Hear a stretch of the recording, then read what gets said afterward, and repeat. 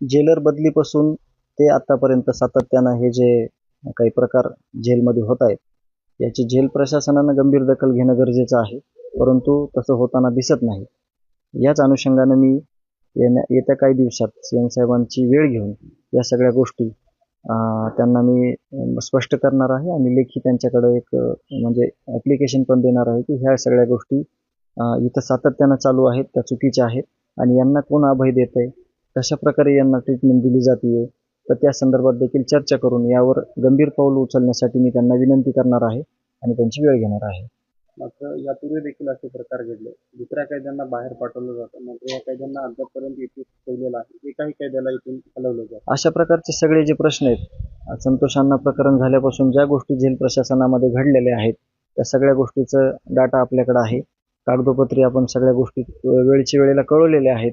काही सूचना पण आपण घेतलेल्या आहेत त्या बाबतीत किंवा काही माहिती पण घेतलेली आहे. तर या सगळ्या गोष्टीचा पाठपुरावा करण्यासाठी मी येत्या काही दिवसात सीएम साहेबांची भेट घेऊन त्यांच्या वेळेनुसार हे सगळं मी त्यांना सांगणार आहे.